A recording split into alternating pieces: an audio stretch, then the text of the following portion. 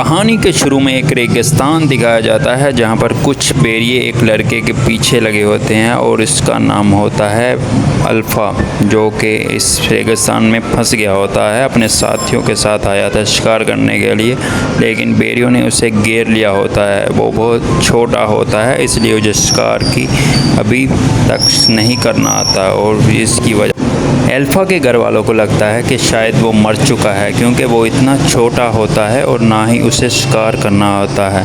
लेकिन जिसको अल्लाह रखे उसे कौन चख सकता है।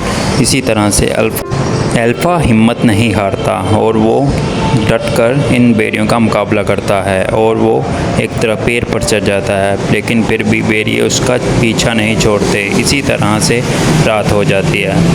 सुबह होते अल्फ़ा एक भेड़िए को मार देता है, जिसकी वजह से दूसरे भेड़िए डरकर भाग जाते हैं। और सुबह होती है तो जब अल्फ़ा खौफज़दा होता है और उसे खाने के लिए कुछ नहीं होता उसके पास, फिर भी वो हिम्मत नहीं हारता। वो चलता है आगे की।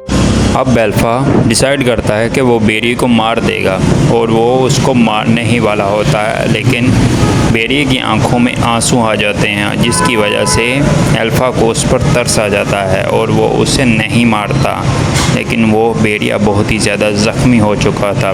इस वजह से अल्फ़ा को उस पर बहुत ज़्यादा तरस आता है और वो उसे मारता नहीं, उसे छोड़ देता है। लेकिन अल्फ़ा अपने न्यू सफ़र की तरफ जाने ही वाला होता है कि उसको भेड़िए पर तरस आ जाता है। वो जानता है कि यहाँ बहुत ज़्यादा सर्दी है और भेड़िया सुबह तक नहीं बचेगा। इसी वजह से वो डिसाइड करता है कि वो भेड़िए को अपने साथ लेकर जाएगा। इसी वजह से वो भेड़िए का मुंह बांध लेता है और वो उसे अपने साथ ले जाता है। इसी तरह रास्ते में एक बहुत बड़ा पहाड़ होता है जिसमें अल्फ़ा रहने का डिसाइड करता है और वो कुत्ते को भी वहाँ पर रख लेता है।